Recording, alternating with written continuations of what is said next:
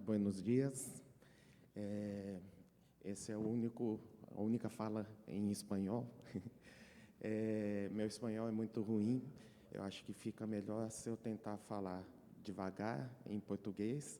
Os slides estão em espanhol. Se tiver alguma dúvida, fico à disposição logo em seguida e também posso compartilhar a apresentação com vocês. Só pedir para a comissão organizadora ou para o pessoal da BD, que fica à disposição tanto a apresentação quanto os artigos que eu cito aqui, se vocês quiserem, disponibilizo também. Eu queria agradecer. O DB é o laboratório onde trabalho atualmente, é um grande laboratório de apoio também, de terceirização do Brasil. Agradecer à SBPC, que me suportou aí por todo esse caminho, tive a oportunidade de ser presidente em 2016, 2017. Agradecer à comissão organizadora, a doutora Carolina, pelo convite para participar aqui do Congresso, um grande sucesso. Já tive aqui outras vezes no próprio Congresso, já estive visitando o Peru com a minha família, foi ótimo, um ótimo país, fico sempre feliz de retornar. E agradecer a BD, Antônio, por propiciar essa discussão, né, e trazer sempre esse tema tão importante para o laboratório. Como já foi falado anteriormente, os indicadores são imprescindíveis para o monitoramento da qualidade nos laboratórios clínicos. Tanto na ISO quanto na norma PALC, tem a exigência de termos indicadores para todas as fases do processo do laboratório. Um dos motivos que se entende a grande evolução no desempenho analítico antes dos desempenho extra-analítico foi justamente o uso dos indicadores aí, dos controles de qualidade, indicadores para que você pudesse fazer o monitoramento, e isso foi, então, o motivo para se tentar desenvolver os indicadores na fase pré-analítica. Eu fiz meu doutorado justamente em benchmarking de indicadores em laboratórios clínicos. Eu comecei em 2004, que foi pouco antes do início do programa de indicadores da Sociedade Brasileira de Patologia Clínica, junto com a Controlab, que atualmente tem o nome, então, de MetriCare, que já expandiu, não é só o programa de indicadores laboratoriais, mas também de outras áreas da saúde. A discussão desses indicadores começou em 2005. Em 2006, foi a primeira rodada desse programa. Fizemos, então, desde então, anualmente, fóruns de discussão dos laboratórios sobre esses indicadores, inicialmente no Brasil. A partir de 2016, começamos com fóruns internacionais, já fizemos no Uruguai, na Argentina, aqui no Peru, Equador, no México, em Portugal. Tivemos, nesse período, uma visita do Dr. Mário Plebani no nosso congresso, que a gente apresentou o nosso programa, ele não conhecia, e, a partir de então, a gente começou a trabalhar também internacionalmente. Em 2012, fizemos a publicação do primeiro artigo, que falava a descrição do funcionamento do programa, e tivemos, então, essa grande evolução.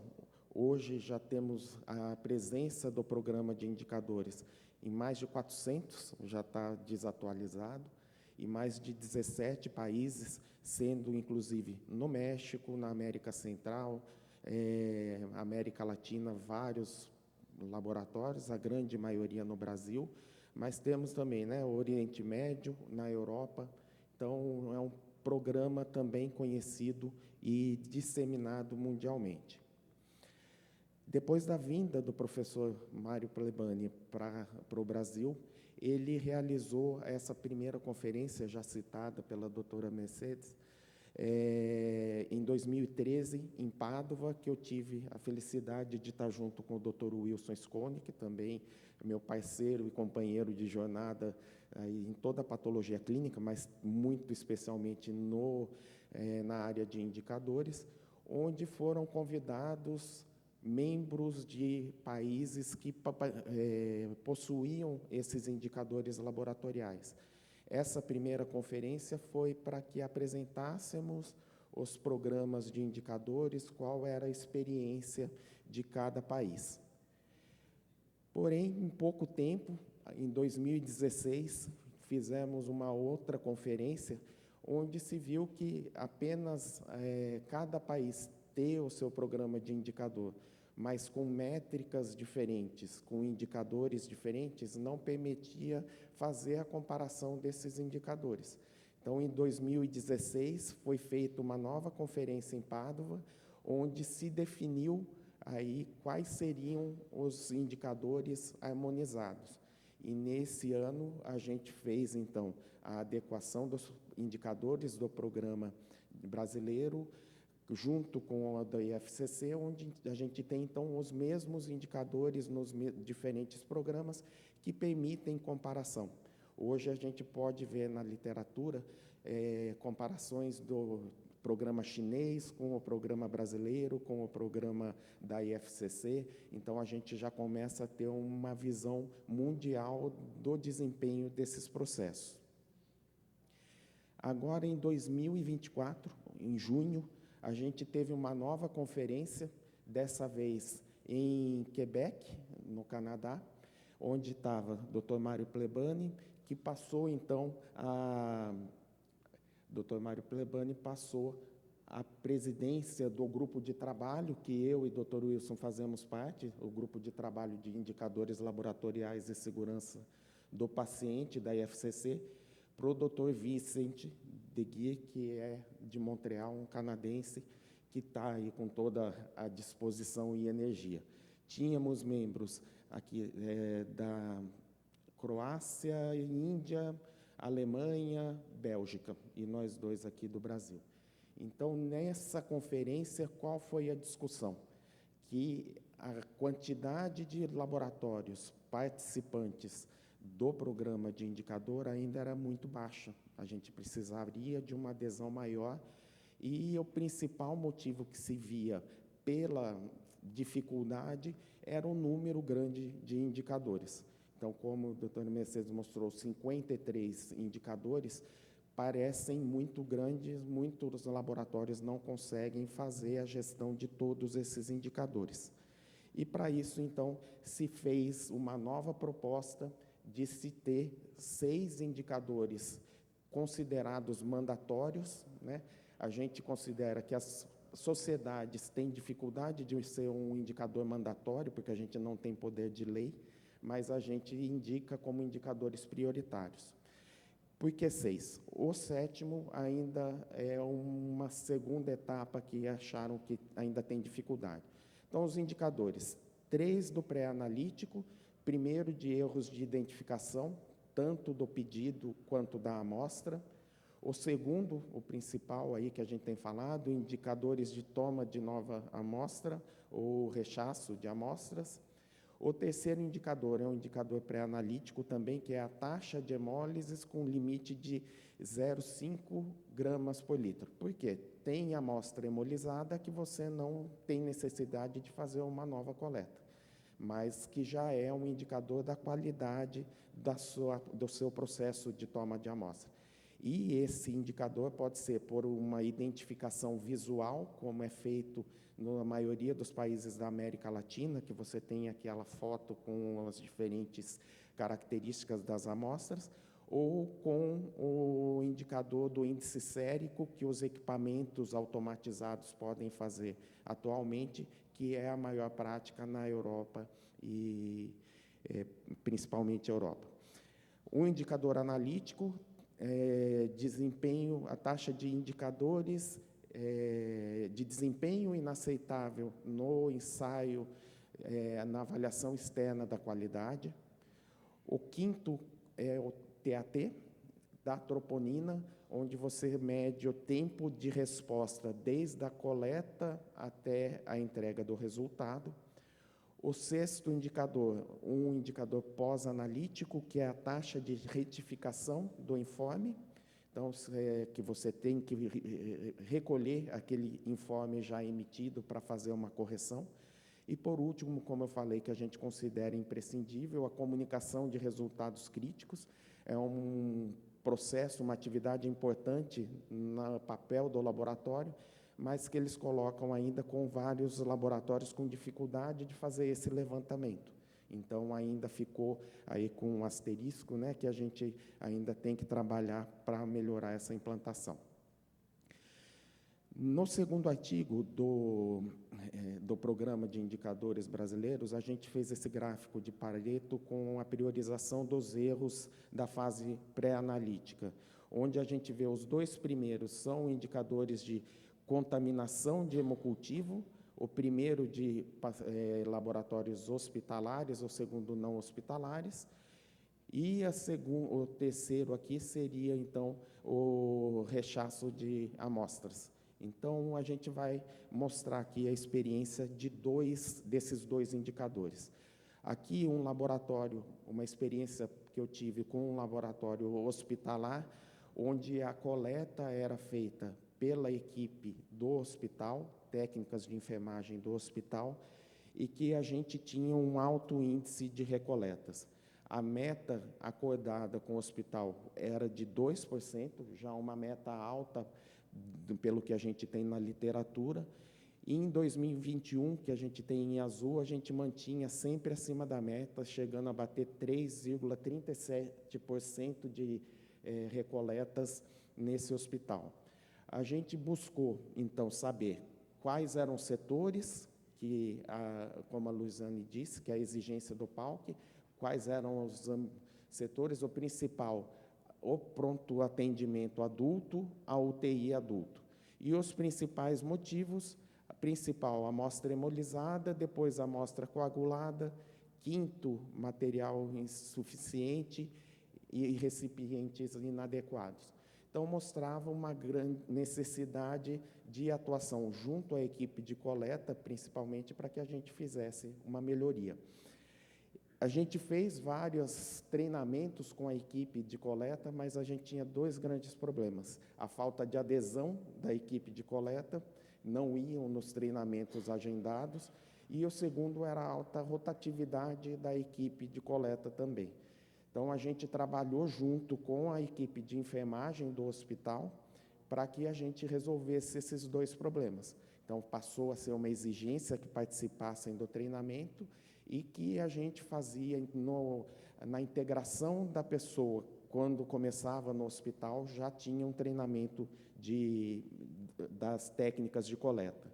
Com isso, a gente conseguiu já baixar os índices a partir do meio de 2022, mantendo aqui abaixo de 2023. Em 2024, a gente manteve 1,08 já, e em fevereiro eu saí do hospital, então não tenho mais os dados. Então, foi um índice aí que a gente conseguiu um sucesso.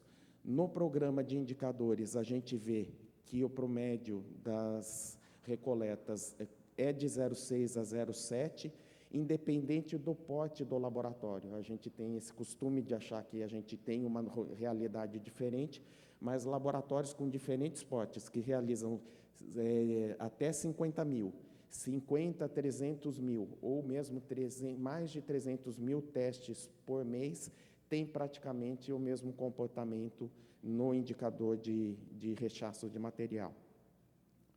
O principal seriam aí as boas práticas para extração de sangue. Então, isso que eu reforcei. A responsabilidade compartilhada entre os setores, o uso de sistemas de tubos a vácuos, evitar o tempo prolongado de torniquete e centrifugar e separar a amostra conforme as recomendações aí do fabricante. O próximo... Não está indo.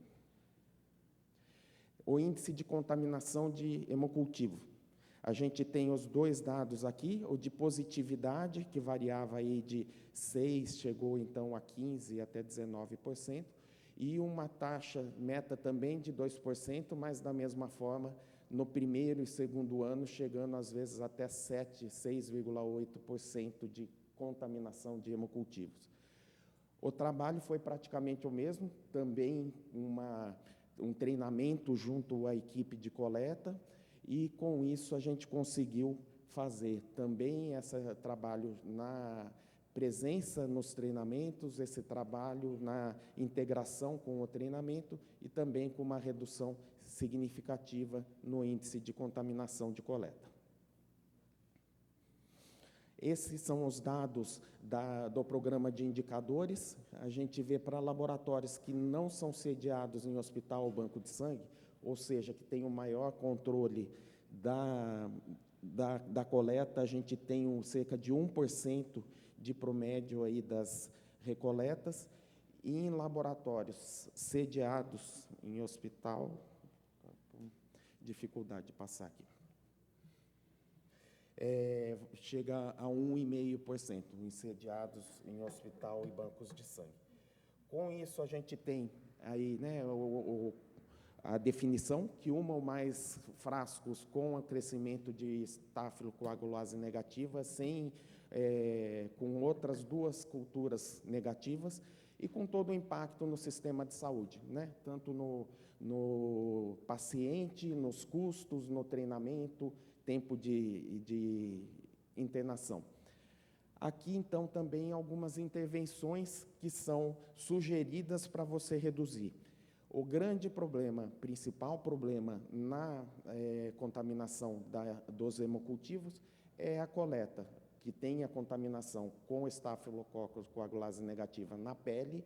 Esse estáfilo tem o crescimento e você tem a positividade no hemocultivo. Várias recomendações. Então, o principal, desinfetante que contenha álcool, ter esse cuidado na desinfecção, desinfectar as tampas dos frascos, utilizar principalmente os hemocultivos em coletas periféricas. Não há necessidade da troca de agulha, né, da agulha que colheu, você trocar para inserir no frasco. E o principal aqui, a principal novidade que a gente tem visto são esses novos dispositivos que fazem o desvio da quantidade inicial de sangue, que é onde normalmente está a contaminação, ele desvia e esse sangue não vai para o frasco. E daí vai a partir de um determinado volume, com isso se reduz bastante a contaminação. Esse é o trabalho, uma revisão sistemática que mostra, então, 3 trabalhos aqui, todos eles com uma redução no índice de contaminação de hemocultivos, utilizando esses dispositivos.